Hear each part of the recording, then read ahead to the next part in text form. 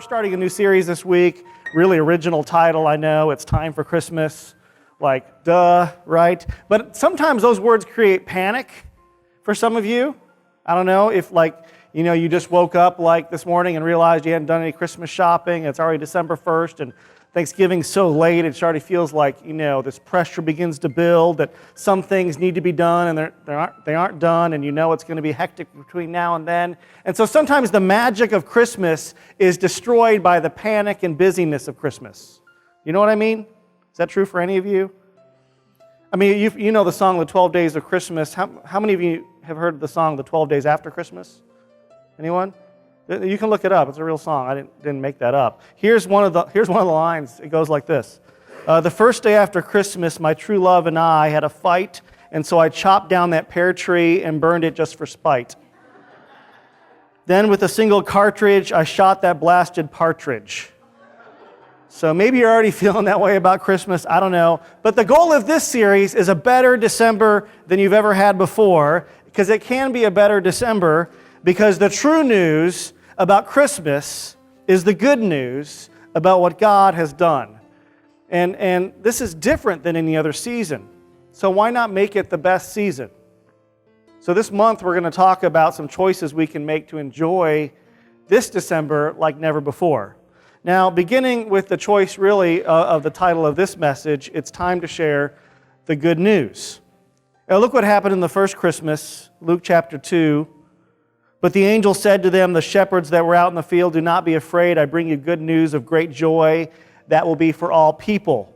So the shepherds went and they checked it out, and they saw the baby Jesus in Bethlehem. And then when they had seen him, it says, they spread the word concerning what they had been told about this child. I mean, that's it.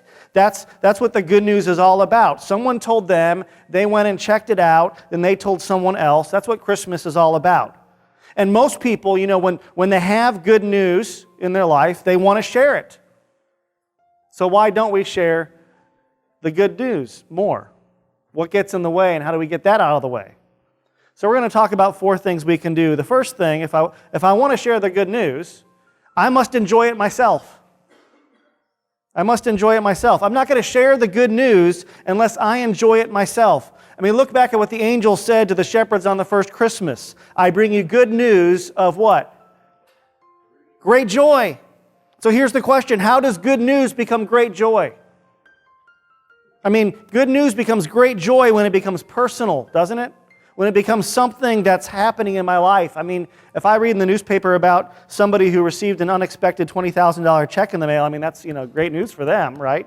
Good for them. But if I get an unexpected $20,000 check, if you wanted to make this really good story, and this, it'd probably make the news if I received one after this message, that would be great news for me. It would be good news with great joy, right? Because it's personal. And so when the good news that Jesus Christ has come into the world becomes personal, then it is a great joy. And Christmas is about a great joy. The great joy in my life is that Jesus Christ has forgiven all the wrong things I've ever done. I didn't deserve that. He just gave it as a gift. I mean, that's great joy. The great joy of Christmas is that I have hope. Hope not just in this world, but also for eternity. Hope that puts into perspective whatever else may be happening in my life right now. And so the good news that's becoming great joy for those of us who have become followers of Jesus Christ is that we can have a relationship with God now. Not just know that God is there, but have a relationship with Him. We can talk to Him in prayer. We can listen to Him through His Word. We can get directions for daily life. That God sent His Spirit into our lives so we can have a daily sense of His presence and power. That's really, really good news worth enjoying, and then it's worth telling if it's personal. Psalm 107, verse 2 says, all of you set free by God, tell the world. And so first I realize I've been set free by God, and because of that I tell the world the good news. If you're going to tell the good news to others, you have to first be enjoying it yourself. And if you're not enjoying it yourself, you may have to ask why, and you may want to ask some questions or sit down with someone you know who is. Don't wait until the new year. Give me a call or an email or seek someone else out that you know has a relationship with Jesus and has joy about it, and talk with them. For you to enjoy it, you have to accept the gift of God's good news, His forgiveness, His direction for your life, and that opens up a relationship. I mean, how do you do that? Well, by prayer. You begin to talk to God and you accept, I accept your gift. I trust you for that gift. It feels like you're not doing enough, but the truth of the matter is He's already done it. His love is a gift given to you. And so first, you accept the good news, and then you enjoy the good news. And the only way I have found to enjoy the good news is on a day-to-day basis.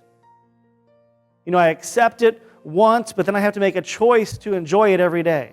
And the reason I have to make a new choice to enjoy it every day is that while there is good news of Jesus in my life, there's also bad news in the world, right?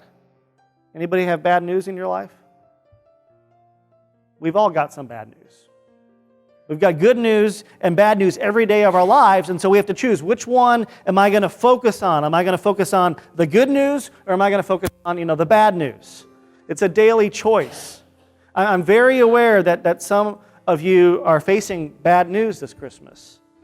What do? Do you pretend it's not there? Well, no, of course not. You let the good news, overwhelm the bad news. You realize that this good news is good enough that it will give me security no matter what's happening in my life. That this good news is good enough that it can give me hope no matter what's happening in my life. The bad news you might be facing in your life right now shows you how good the good news really is. It's good news no matter what you happen to be facing. You don't ignore the bad news, you just don't let it drive your life. That whatever bad news you're facing, His good news is better. And so let the good news take the higher ground over the bad news, because His good news even conquers death. Now, how do you do that? Because it's easy to talk about on Sunday, but how on Monday through Friday do I let the good news drive my life and not become overwhelmed by all the bad news that's a part of this world? How do I make that work? Well, the next verse talks about that, Philippians 4:4. Be full of joy in the Lord always. I will say it again, be full of joy. Now, the key phrase in there that you might want to circle is that phrase, in the Lord, because that's about Jesus. Being full of joy is about a relationship. And so if you want to experience daily joy, you connect with Jesus on a daily basis. That's why you have to choose to do that every day. Christmas, traditions, and all the things we usually do at Christmas are meant to bring you happiness, but they're not enough to bring you joy. Happiness is dependent on circumstances, and joy is not. Happiness is dependent upon who wins the football game, so most of you are pretty happy this morning, right? But joy is not. Joy is there no matter what's happening in our lives. That's why it's important to remember the difference between Christmas tradition and Christmas reality. And I love all the Christmas traditions. I like all the fun of it, but I realize I can't find joy in the traditions. I can only find joy in the reality of what Christmas is all about. And so don't expect a tradition to do what Christmas is all about. Don't expect a tradition to do what it can't do. It can't give you joy in itself. Psalm 107, with joy they should tell what He has done. I mean, who in the world wants to hear somebody share the good news without joy? It's not really good news then, is it?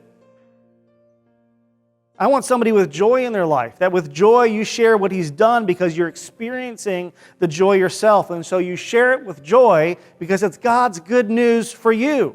That's where you start. You start by enjoying it yourself. Number 2, I must make the time to share the good news. Time. Galatians 4:4, God made the time. It says, when the right time came, God sent His Son, born of a woman. So God sent Jesus into the world at just the right time. But oftentimes we, myself included, we can't seem to find the time to share the good news. And I know a lot of people who are enjoying the good news, but they still rarely take the time to share it. And the main reason is we're just too busy. We've got so many things going on, we just can't seem to find the time to think about other people other than maybe what's in our immediate circle. And it's interesting that especially at this time of the year, Christmas time, we can't seem to find the time. Does anyone see the irony in that? That look at what Jesus said He came in the world to do for us. It's the exact opposite of what we often experience at this time. Look at Matthew 11:28. Jesus said, "Come to me, all of you who are weary and burdened, and I will give you rest." I mean, it's interesting to me that in celebrating Jesus' birth, we often do exactly the opposite of what he came to give. It's like we get burdened, we get anxious, we certainly don't get rest during this month of the year. I mean, there's so many different things that are going on during this month. It's amazing that our celebration of his birth actually goes against the grain of what Jesus said he came into this world to do. I mean, think about this. During 1 month of the year, we have 12 months, but we decide to do all these things in 1 month. We go to more parties during 1 month than we do the entire rest of the year combined. And then, well, I don't, but I know a lot of you, for all those parties, you bake something, right? I mean, some of you are bakers. Serena, you bake something for everything, right? And you enjoy that. But for some of us, it's like, well, we're supposed to bake something, so let's fire up the oven, and we would not really prefer to do that, but it's just one more thing to think about. And you're doing all these things, and if that wasn't enough, then we say, let's think of everybody we've ever met, and let's write them a letter during this 1 month of the year also. Now, many of us have stopped doing that. Who still does Christmas cards? See, so some of you, just feel free, stop doing it. I mean, if you want to, that's great. Maybe you're sharing the good news by sending a card. That's awesome, but I don't know. That makes our December so much easier. If you want to know what's going on, just use social media, and if you can't do that, sorry, you don't get to know what's going on. So that's how my dad finds out stuff. It's like, you haven't talked to me forever. You just have to watch. Okay, anyway, sorry, that's my bad. I don't know where I'm going with that. But yeah, so we do all these different stuff in December, and a lot of us even do Christmas cards, and then it's like, if that weren't enough, let's redecorate our whole house for 1 month. Let's get a tree, let's drag it in the house, let's put that up, let's put decorations up, and then, okay, and let's think of everybody we really love and know that is close to us, and let's find the perfect present for them during this 1 month of the year. And then just to make sure we'll have fun, let's let the kids out of school for 2 weeks during the middle of this to make it really interesting. I mean, it's absolutely crazy what we do to ourselves. We create stress, we create busyness, and tiredness. And so if I'm going to have time to share the good news, I have to make time. So let me just give you permission to take something out of the schedule this December. If we're so busy celebrating Jesus' birth that we don't have time to share the good news with people, there really is something missing there. That's a disconnect. So cross something off your schedule. Psalm 90, teach us to number our days and recognize how few they are. Help us to spend them as we should. You do not have to do what you did last Christmas. I mean, one thing well, I don't want to make it super personal, but we don't do as many gifts as we used to. We've cut back on that. Our family doesn't need that stuff. So we just have cut way back in a lot of those things. It saves us time, it saves us stress. So we have more time to enjoy the good news. And if we're enjoying the good news, we're more apt to share the good news with others. So if you're going to share the good news with others, how are you going to do that? How does that work? Number 3, I must plan to do it. If I'm going to share the good news, I have to plan. It's intentional. I mean, the truth is every once in a while, we trip into doing a good thing in life, but 90% of the time when we do a good thing, it's because somebody planned to do it. I mean, it's even what happened on that first Christmas in Luke chapter 2 when the angels had left the shepherds said to one another, hey, let's go to Bethlehem. Let's go see this thing that's happened that the Lord has told us about. I mean, I have often thought, what if no one had made a plan? Like someone had to go, hey guys, let's schedule our Bethlehem trip, right? I mean, what if none of the shepherds had done that? The angels had come, they'd made this great announcement, and the shepherds go, well, that was cool, all those lights and everything, let's go back to feeding the sheep. What if they had done that? They would have missed seeing the baby Jesus in a manger, but they made a plan. It was a real simple plan. Let's go to Bethlehem. And because they went, they saw him. And God tells us to make plans too. In Mark 16, Jesus said to his followers, go everywhere in the world and tell the good news to everyone. I mean, it's not going to happen unless I plan for it. Now, here's the thing about making plans to share the good news. It really doesn't have to take more of your time. And I know I said that you should cross things off your schedule, and you should for your sanity. But sharing the good news is not really about your calendar. But it is planned. It is intentional. Sharing the good news is intentional, but it doesn't have to be additional. It's not additional in terms of how you schedule and how your schedule looks. It's simply being intentional about your current daily and seasonal rhythms to plan to share the good news. I mean, I noticed there are a lot of goofy plans out there. I saw one the other day. You can buy a Jesus doll, and then you press his belly button, and he tells you the good news. Like, that's a really bad, that's creepy.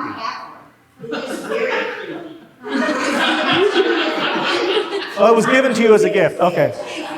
My granddaughter walked in the room the other day and said, "Shh, Nana, I'm talking to Jesus." Well, that's pretty cool then, maybe for her.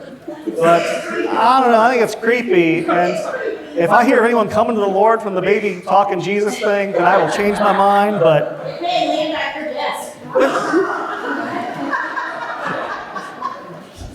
we will perform anyway.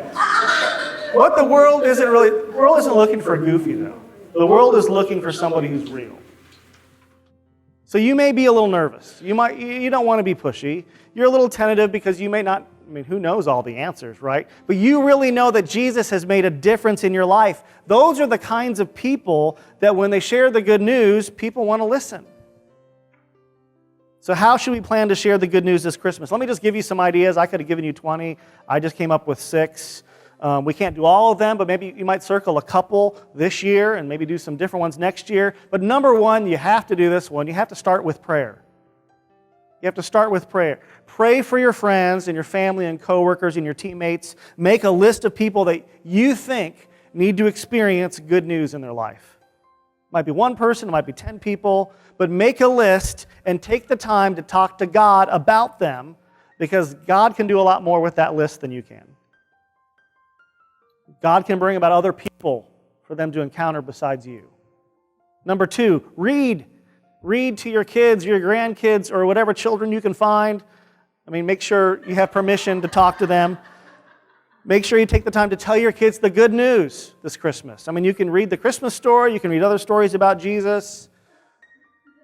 But give them the Christmas story. Find, a children's book that maybe speaks it in their, a language that they would understand, or just read it straight from Matthew 2 or Luke 2. I mean, a great way to do that's at bedtime. We used to use a nativity set for them to play with while they were listening, and so they would act it out, and then, you do that a couple nights throughout the holidays, and all of a sudden they just go in there and play, and you can hear them reenacting the story, though occasionally the details get a little different.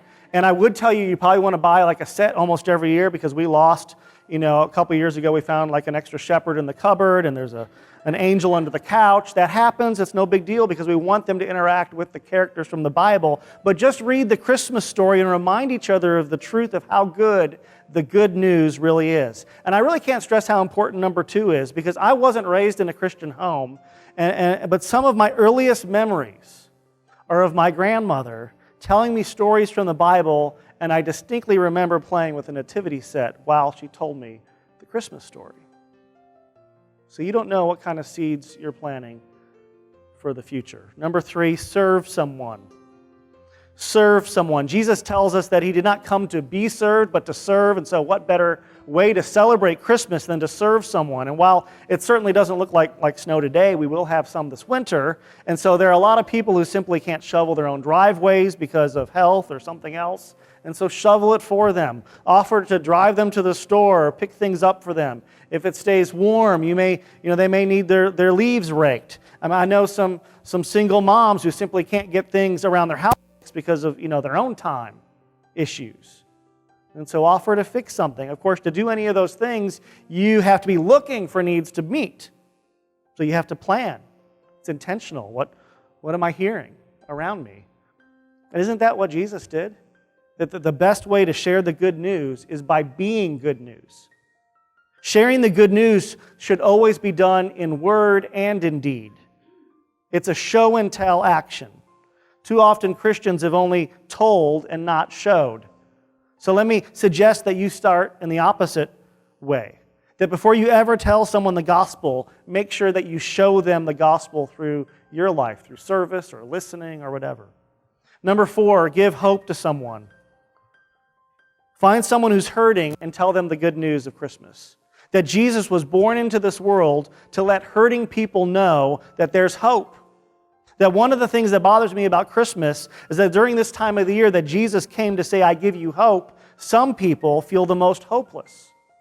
That there's something about Christmas that turns up the volume of whatever's going on in our lives. That if things are good, it makes it seem like they're better, but when things are bad, it just makes it feel like it's hopeless. And we can change that one person at a time this Christmas. Find someone who seems to be without hope and just share with them that there is hope this Christmas. That there is good news for the sick. Show up for someone who's sick. That there is good news for the heartbroken. Show up for someone who's heartbroken this Christmas. That there is good news for those wearied by life. And so you show up for somebody who's cynical and wearied by life. That there is good news for the lonely. And so you show up for somebody who feels alone. It's the good news of Christmas. You have to give hope to someone this Christmas. And so plan to go to someone who is without hope and let them know that the bad news they're facing isn't the only news they have in this world. Number 5, a real practical one. Might take a little bit of time. Have a neighborhood open house. That's a practical thing you can do in your neighborhood. Just get some cider and a few Christmas cookies. Bake them yourself. Ask Serena to bake them. She makes really good food. Invite some neighbors over. It could be 5 neighbors. Get to know your neighbors. Do more listening than talking. Because remember, sharing the good news isn't a seasonal event. It's a lifetime habit of leaning on God for direction as He shows you opportunities to take. Now, I've never tried this one myself, and so I hesitated to put it in there. And I'm not putting any pressure on Jennifer to do that because, well, she's not here, so she's not even going to be listening. So this isn't like a passive-aggressive pastor-to-wife thing, so she won't even hear this. But I wonder, if we did this on our little cul-de-sac, if we just served everyone in our cul-de-sac this Christmas, what kind of impact that would have. I mean, it's something you can do too. And if you don't really like them, because some of us have neighbors like we don't really care for, then you can still be good news to them. Just go to their house. Drop off the cookies. Say, hey, I was thinking about you, praying for you this Christmas. I hope it's a wonderful holiday. Number 6, invite someone to one of our many Advent or Christmas Eve services. I mean, we have a different style at different times for different people. And so our 9 a.m. and 11 a.m. services are different for a reason. And so most people, will enjoy one or the other based on their personal preferences. If they don't want to, go to church, then just invite them to our children's program on Sunday, December 15th. What time is that at again? 6? Okay, that's what I thought. Okay, I just had it in my notes. I mean, that should be lighthearted and short, right? It's not going to be like 3 hours of, I didn't think so. We won't have their attention for more than 15 minutes, but it'll be awesome. But the good news will be shared by our children.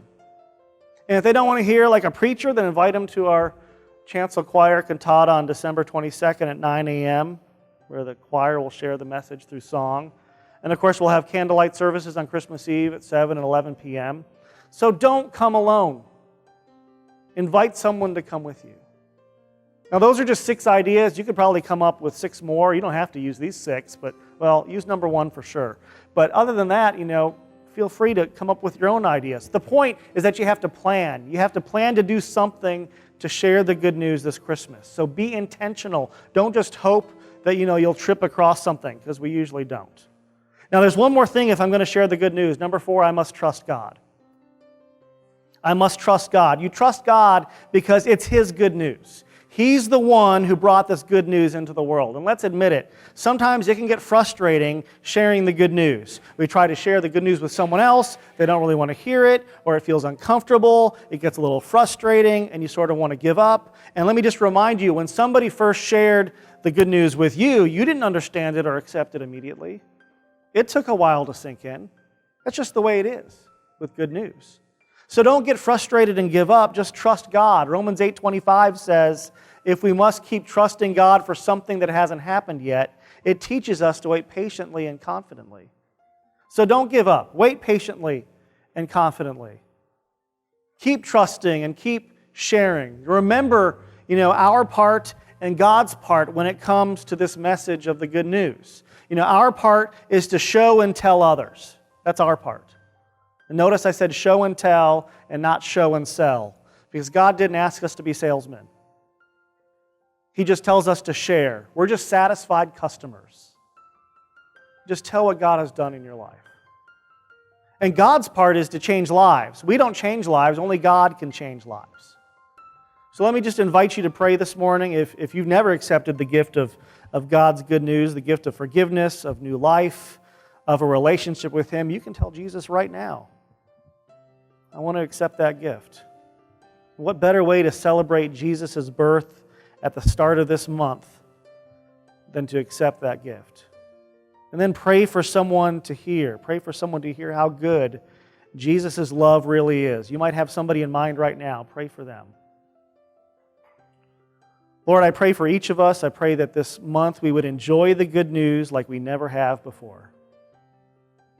I pray that this month we would share the good news like we never have before. I pray that as we share our faith with others, it will grip their lives as it grips ours, as they see the wealth of good things that come from you and the good things that you continue to do in our lives and in this world. We thank you for your good news. It's in your name we pray. Amen.